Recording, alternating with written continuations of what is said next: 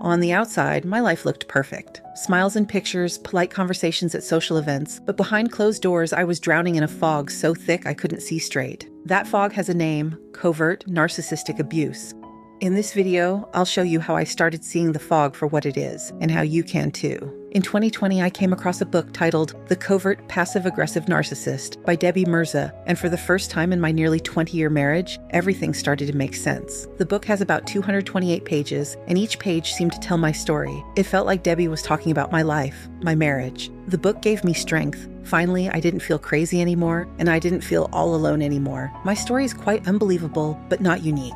Let me take a deep breath before I share it with you, because if you're listening to these words, chances are you know exactly what it feels like to be wrapped up in a life that looks normal on the outside, but behind closed doors, it's anything but normal. You smile for pictures, you play the part, but inside, you're drowning in a fog so thick you can't see which way is up. That fog has a name. It's called covert narcissistic abuse. And if that phrase feels heavy or unfamiliar, don't worry. We'll walk through it together, step by step. I'm not coming to you as some expert with a clipboard or a stack of textbooks. I'm coming to you as someone who has lived it. Someone who has felt the sting of gaslighting so sharp it made me question my own memory. Someone who has prayed late into the night asking God, is it me? Am I the problem? If that sounds like your life, let me tell you right now, no, you're not the problem. Here's what makes life with a covert narcissist so painful. It's hidden. It's quiet but powerful. It's subtle, and it sneaks up on you little by little. They twist reality so subtly that you almost can't explain it to anyone else. They make you feel like you're the only one who sees the cracks. They don't slam doors. They don't scream at you in public.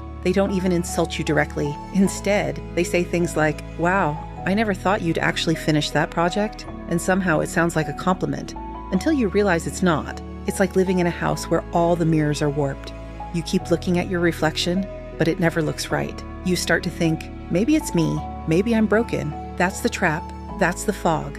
And that's been my life for over 20 years. If you're listening right now and nodding along, maybe part of you is whispering, this sounds like my life. And if so, I need you to know some signs of covert narcissistic abuse. You apologize constantly, even when you've done nothing wrong. I'm sorry. I'm sorry. Your partner plays the victim every time you try to address issues. You feel invisible, as if your needs and dreams don't matter. You find yourself isolated from friends or family. You live in constant fear of upsetting your partner. Your feelings are dismissed or belittled. If these sound familiar, please hear me. You are not overreacting. You are waking up. For 2 decades, I followed my husband all over the world as part of his Navy career. I packed up. I started over again and again. I sacrificed my stability, my friendships, my community. That was the life I lived. His career always came first. But when he retired and we finally moved near my family, suddenly he acted as though that was too much of a sacrifice. He complained endlessly about it, and still does. That's the kind of double standard that covert narcissists thrive on. They rewrite history, dismiss sacrifices, and make you feel guilty for wanting even a fraction of the consideration you've given them. One of the sharpest tools in a covert narcissist's toolbox is gaslighting. And I can tell you from my experience, it's one of the cruelest forms of emotional abuse because it makes you doubt your own mind. You remember a conversation clearly, but they'll look you dead in the eyes and say, that never happened. You express hurt over something they did, and they'll respond with, you're imagining things. You're too sensitive. Over time, you start second-guessing everything. Your feelings, your memory, even your faith. It's like someone slowly erases your voice until you can't hear yourself anymore. That's the infamous power of gaslighting, and covert narcissists utilize this power efficiently and effectively. So how do you survive inside that fog? How do you keep your mind and your heart intact when the ground beneath you keeps shifting? For me, it started with Debbie's book. I thought my situation was unique until I read Debbie's book. It's one thing, however, to have a solution. Another is how to implement it, and that's where faith comes in. Faith was my lifeline. Faith isn't just about religion for me. It's about believing there is more than the pain, that there is hope beyond the fog, and that I am worthy of love and respect, no matter what anyone else says. It's about trusting that I could heal, even when I felt broken inside. When you're in the middle of narcissistic abuse, it's so easy to lose yourself. You start believing the negative things your abuser says, like that you are weak, unlovable, or crazy. But faith helped me keep a piece of myself alive.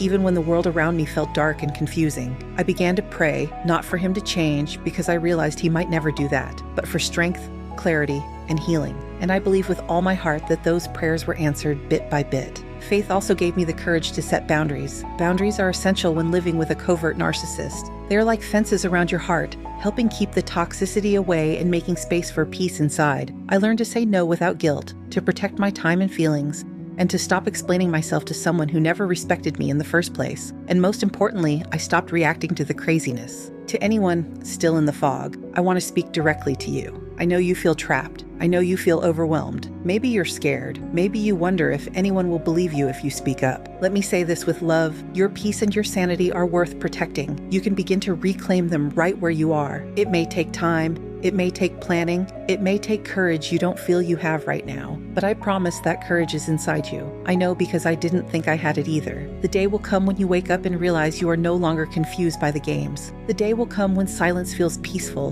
not punishing. The day will come when you laugh and realize it's been years since you've laughed without fear. That's what knowledge gives you.